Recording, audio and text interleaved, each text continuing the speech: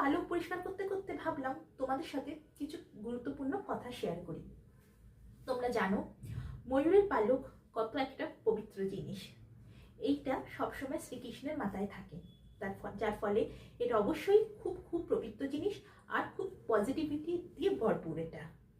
তো বন্ধুরা, তোমাদের বাড়িতে যে কোনো বাস্তু দোষ যদি থেকে থাকে তার সেই ক্ষেত্রে আমি বলবো তোমরা তোমাদের বাড়িতে যে কোনো কর্নারে এটা একটা লাগাও, ঠিক এইভাবে যেভাবে আমি লাগিয়েছি একটা সেলোটেপের সাহায্যে। এটার জন্য কোনো দিকের দরকার নেই, ইস্ট ওয়েস্ট নর্থ সাউথ বা north east, east West, north West, এসবের কোনো ব্যাপার নেই। তোমরা এটা লাগানোর বেডরুমে যদি তোমরা এটা লাগাও তাহলে রিলেশনশিপের কোনো প্রবলেম হচ্ছে সেই রিলেশনশিপের প্রবলেম একদম ঠিক হয়ে যাবে। স্টাডি রুমে লাগাও, বাচ্চাদের পড়াশোনায় মন বসছে না সেটাও ঠিক হয়ে যাবে।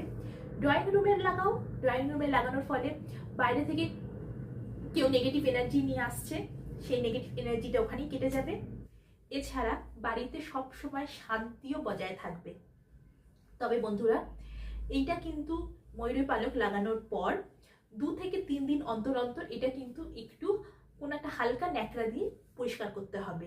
তা না হলে এর মধ্যে ধুলো পড়লে কিন্তু এর যে পজিটিভিটি এনার্জি আছে সেটা ফ্লো হবে না, যার ফলে তোমার বাড়িতে কিন্তু বাস্তুদোষও যাবে না, নেগেটিভিটিও তোমার বাড়িতে থেকে যাবে। তাই জন্য 2-3 দিন অন্তর অন্তর কিন্তু একটা হালকা ন্যাকড়া দিয়ে এইটাকে পরিষ্কার করতে হবে। এইভাবে তোমরা এটা লাগাও আর এর বেনিফিট নিতে থাকো। Bye bye.